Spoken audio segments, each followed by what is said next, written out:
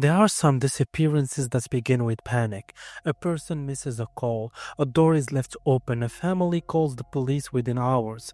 But Elizabeth Clarke's disappearance was different. There was no immediate alarm heard across Ireland, no massive search in the first days, no national panic when she first vanished from sight.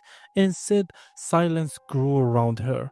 Day after day, month after month, year after year, a young mother of two was gone, and for a long time, the world did not fully understand just how serious it was.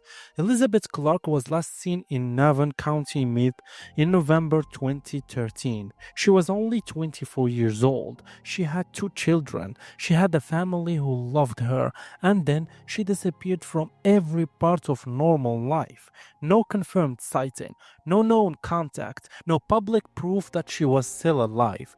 For years, her case sat in that painful space between hope and fear. Was Elizabeth missing? Was she hiding? Had she walked away? Or had something far darker happened behind closed doors? Then, more than 10 years later, the case changed. The guards no longer treated Elizabeth's disappearance as only a missing person case. They reclassified it as a murder investigation. And suddenly the silence around Elizabeth Clarke becomes something else. Not just absence, not just mystery, but a question Ireland still has not answered. What happened to the missing mother no one has seen in over 10 years? Elizabeth Clarke was not a headline before the disappearance. She was not famous. She was not someone whose name was known across the country. She was a young woman, a daughter, a sister, and the mother of two children. She had lived in different places over her life, including Portrane in County Dublin and Butterstown in County Meath. By the time she vanished, she was living in Navan, County Meath. To the outside world, Navan was an ordinary town. People went to work, children went to school, families lived behind quiet front doors. But in Elizabeth's story, one ordinary place would become the last known point in a mystery that stretched across more than a decade.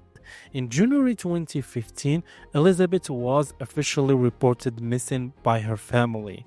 But this is where the case becomes deeply unsettling, because Elizabeth had not just disappeared in January 2015. According to the guards, she had not been seen since November 2013. That means the young woman had been gone for more than a year before the missing person report became official. More than a year of unanswered questions. More than a year where life moved on for everyone else.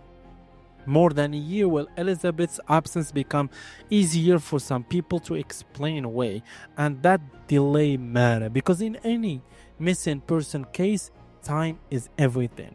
The first hours can bring witnesses, the first days can preserve memories, the first weeks can hold small details that later fade. But Elizabeth's case began with a gap, a long, painful gap, and inside that gap, the truth became harder to reach. The official missing person appeal said Elizabeth was last seen in November 2013 in the Clermont state in Navan. She was described as 5'3" with brown hair and brown eyes. She was last seen wearing a yellow hooded top and blue jeans. Those details sound small, but in a missing person case, small details become anchors. A yellow top, blue jeans, a young woman in Navan, a final confirmed sighting, a final image before the trail went cold. When the guards made their public appeal in 2015, they asked anyone who had seen Elizabeth or anyone who could help locate her to contact Navan Gardee Station, but no public breakthrough came. No confirmed sighting brought her home. No simple explanation solved the mystery. And as the years passed, Elizabeth's name remained in the records, in appeals, and in the mind of the people who refused to forget her. The hardest part of this story is not only that Elizabeth disappeared, it is how quiet the world became after she did. Because when a person vanishes, people often imagine dramatic signs, a final message, a strange phone call, a last known journey. But in Elizabeth's case, the confirmed public records gives us something colder. There was no sign of normal life continuing. No confirmed public proof that she had started again somewhere else. No known return, no confirmed contact that ended the worry. The guards later said there had been no sighting of Elizabeth in over 10 years, and after extensive inquiries, they made the decision that changed the entire meaning of the case. They reclassified the investigation from missing person to murder. That does not mean every answer is known. It does not mean Elizabeth has been found. It does not mean a court has decided exactly what happened. But it does mean investigators reach a point where the evidence and the absence led them somewhere darker. For years, Elizabeth was missing.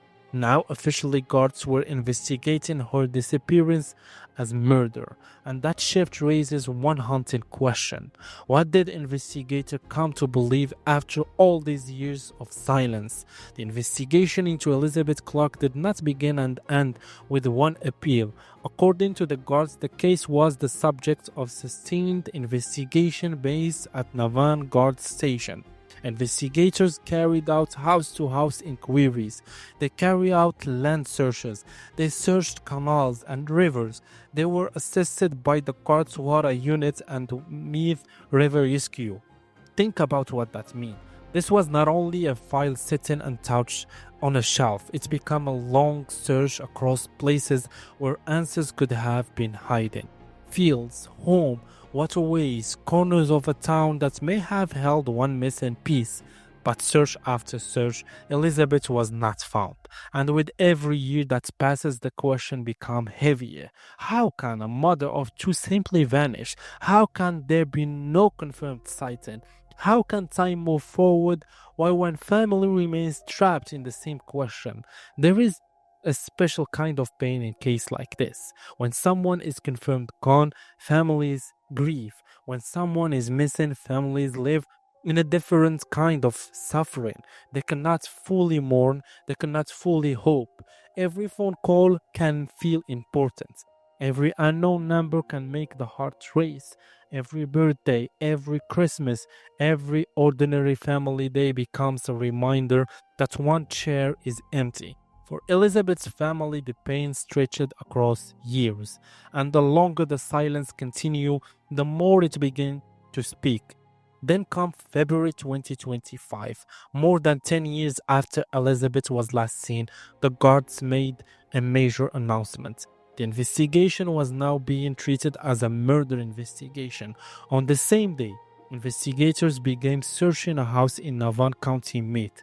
The search involved the Meath Serious Crime Hub, a Meath Division search team, and the Guards National Technical Bureau. The Guards also said the search had support from other state expertise, including a forensic archaeologist if required.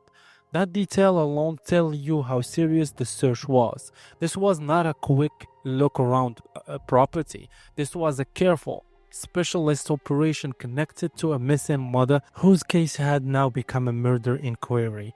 For the public, it was a shocking update. For Elizabeth's family, it was something even more painful, because when a missing person case becomes a murder investigation, it confirms the fear that has lived in the background for years, the fear that the person you love did not leave by choice, the fear that someone knows what happened, the fear that silence was not just silence. It was protection, it was avoidance, it was a wall built around the truth. The guards said they continued to keep Elizabeth's family fully updated. They also made a direct appeal to the public. They asked anyone with information to come forward, and they added something important. They told people not to assume the guard already knew the information, and not to assume the information had limited value. That's matter.